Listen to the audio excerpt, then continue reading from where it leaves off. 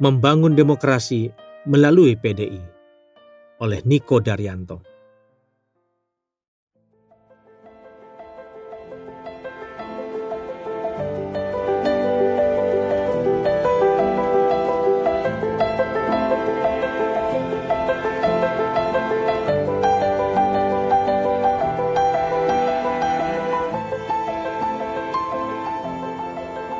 Sebenarnya saya bukanlah orang politik, melainkan pengusaha. Pak Hartolah yang menjadikan saya orang politik. Pada tahun 1986, ketika Kongres Partai Demokrasi Indonesia yang ketiga gagal membentuk Dewan Pimpinan Pusat sehingga tidak bisa membentuk kepengurusan, mereka menyerahkan penyelesaiannya kepada pemerintah, dalam hal ini Presiden. Pak Harto kemudian menunjuk Suryadi sebagai Ketua Umum dan saya sebagai Sekretaris Jenderal PDI.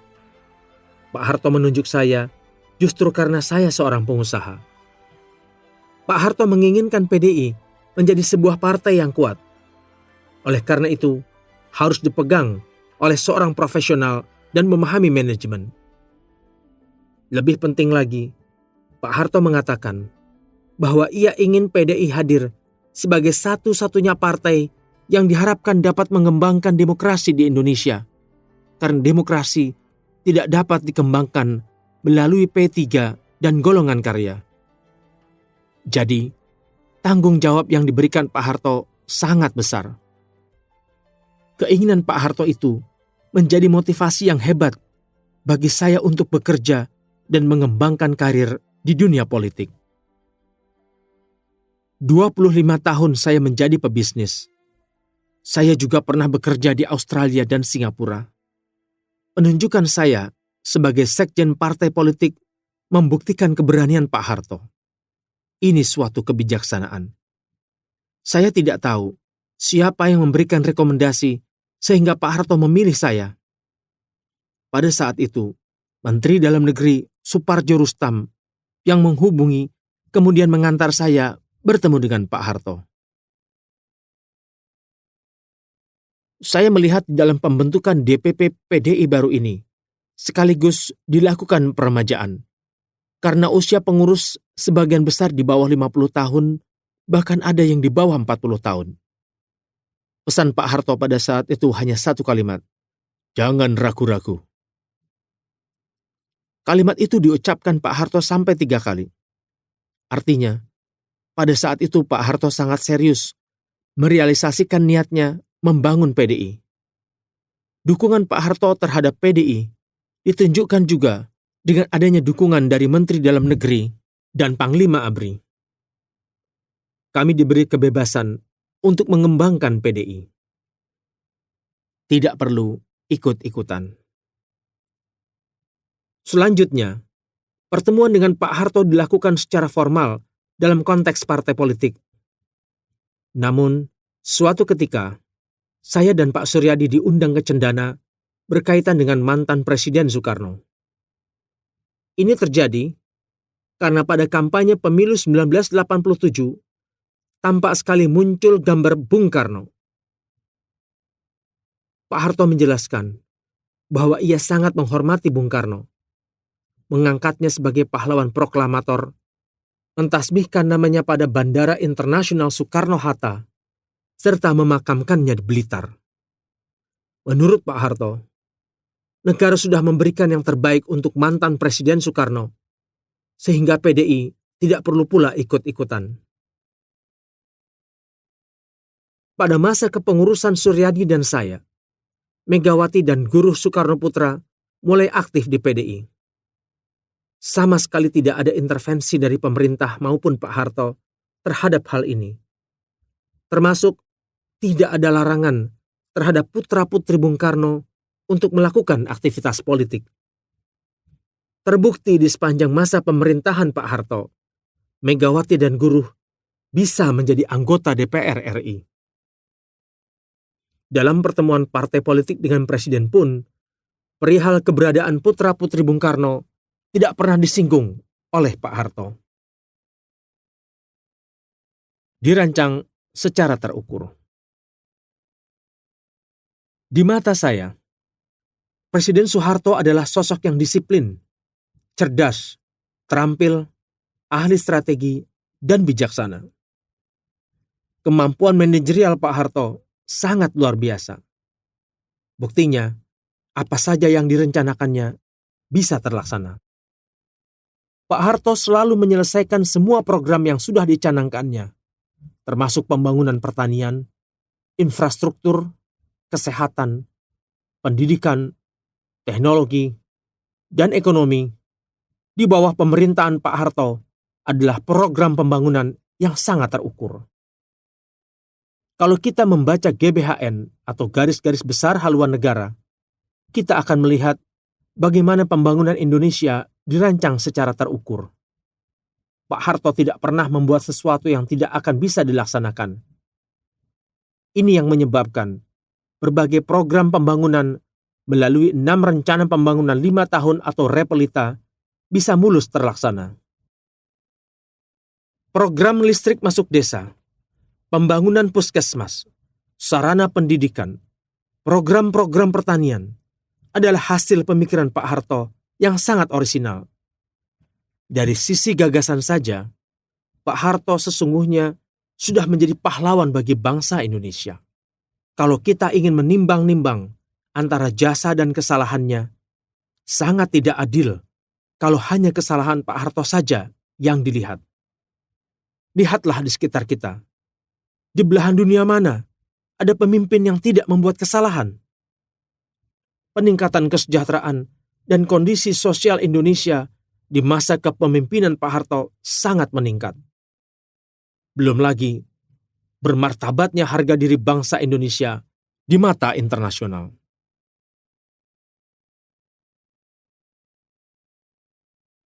Keberanian yang luar biasa. Entah akan seperti apa sejarah negara dan bangsa Indonesia apabila Pak Harto tidak mengambil langkah-langkah strategis pada saat terjadinya pemberontakan G30S PKI. Akan seperti apakah Indonesia apabila PKI berhasil merebut kekuasaan dari tangan Presiden Soekarno dan menjadikan Indonesia sebagai negara komunis? Saya meyakini, jika hal itu terjadi, maka perpecahan bangsa akan luar biasa. Pak Harto melihat Pancasila yang digali oleh Bung Karno sebagai dasar dan ideologi yang kuat untuk menyatukan bangsa Indonesia. Dan Pak Harto menanamkannya sebagai perilaku dan pandangan hidup kita berbangsa dan bernegara. Memantapkan Pancasila sebagai ideologi bangsa memerlukan keberanian yang luar biasa di tengah mayoritas warga negara yang memeluk agama Islam. Namun dengan gamblang, Pak Harto menjadikan Pancasila sebagai satu-satunya asas untuk partai politik. Melalui BP7 dan P4, Pak Harto mendorong Pancasila menjadi sikap hidup bangsa Indonesia. Kalau tidak ada upaya keras Pak Harto menghidupkan Pancasila, saya yakin Indonesia akan berwujud lain. Hal ini menunjukkan Pak Harto sangat memahami nilai-nilai yang ada dalam Pancasila. Kehebatan Pancasila juga diakui oleh Paus Yohanes Paulus II. Sebelum kunjungan ke Indonesia pada 1989, terlebih dahulu beliau mempelajari Pancasila, sehingga akhirnya Paus Yohanes Paulus II mengakui Pancasila merupakan dasar negara yang luar biasa.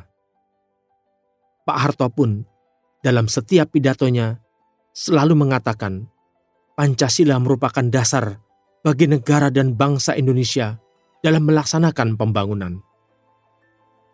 Sayang sekali, akhir-akhir ini justru Presiden Amerika Serikat Barack Obama yang menyebutkan kekagumannya kepada Bhinneka Tunggal Ika yang merupakan asas tunggal dari Pancasila.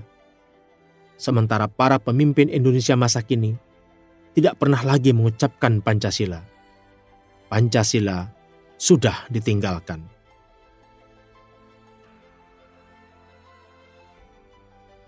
Niko Daryanto adalah pria kelahiran Klaten.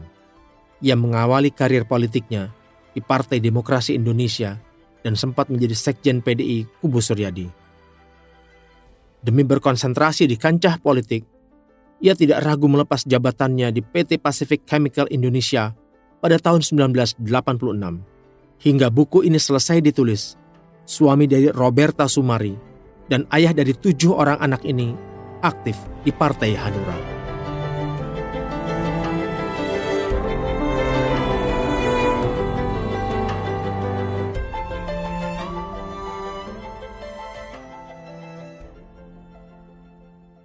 Walau tanpa PSL oleh Permadi.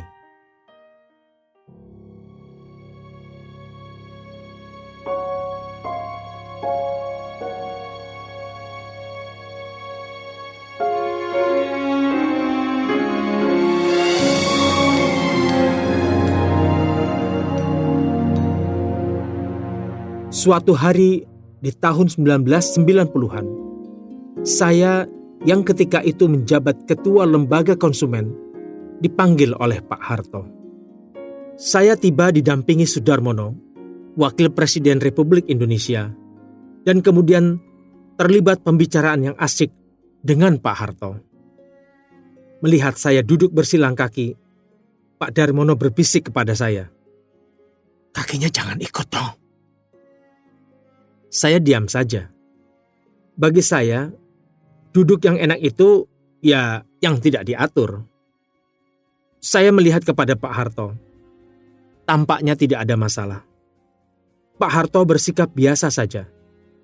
Jadi saya berpikir, kenapa saya harus mengikuti orang lain yang membisiki saya? Wong Pak Harto sendiri tidak apa-apa. Dari situ saya tahu, ternyata Pak Harto adalah orang yang bisa mengerti orang lain dan tidak terlalu banyak dengan aturan. Beberapa tahun kemudian, saya mendapat undangan untuk menghadiri seminar LIPI tentang masalah ketahanan pangan yang akan dibuka oleh Pak Harto. Dalam undangan tertulis, pakaian sipil lengkap atau PSL. Saya tidak pernah memakai jas atau pakaian lain. Saya terbiasa memakai baju dan celana panjang hitam. Dengan baju itu pula saya datang menghadiri seminar itu. Sampai di depan, saya ditegur oleh penjaga pintu. "Bapak tidak boleh masuk." Saya bilang, apakah seseorang yang berpakaian lengkap seperti saya ini tidak boleh menghadiri seminar? Kemudian saya mengatakan ingin bertemu dengan komandan pengawal presiden untuk menanyakan, apa sih artinya pakaian sipil lengkap itu? Wong Pak Harto sendiri juga suka pakai safari yang setahu saya itu bukan pakaian sipil lengkap. Singkat cerita, saya pun boleh masuk. Di luar dugaan, saya duduk persis berhadapan dengan Pak Harto. Beliau melihat saya dengan jelas dan tersenyum. Berarti saya pikir tidak ada masalah. Beberapa kali saya bertemu dengan Pak Harto dan saya melihat kebesaran jiwa serta kepribadiannya yang kebapaan. Terhadap orang-orang tertentu seperti saya, Pak Harto punya sikap tersendiri. Padahal beliau tahu persis betapa vokal saya menentang kebijakannya sebagai presiden dan bagaimana vokal saya menghadapi jenderal-jenderalnya. Sebagai pejabat, mungkin saja Pak Harto tidak senang. Tetapi sebagai sesama manusia, ternyata Pak Harto sangat menghargai orang lain, termasuk saya, dan hal itu sudah terbukti. Permadi SH lahir di Semarang, 16 Mei 1940. Ia terkenal vokal, berani, dan terbuka dalam berpendapat. Tahun 1965-1970, Permadi menjadi figur oposan Orde Baru karena menentang kebijakan pemerintah saat itu. Tahun 1973 hingga 1985, ia aktif di lembaga konsumen. Tahun 1980 hingga 1986, ia aktif di Yayasan Parapsikologis Semesta. Tahun 1976 hingga 1998, Permadi aktif di 20 LSM dan menjadi anggota kelompok kerja Dewan Pertahanan Nasional di tahun 1976 1999. Tahun 1999 hingga 2009, Permadi menjadi anggota DPR RI, fraksi PDIP, dan sejak 2009, ia menjadi anggota Dewan Pembina dari Partai Gerindra.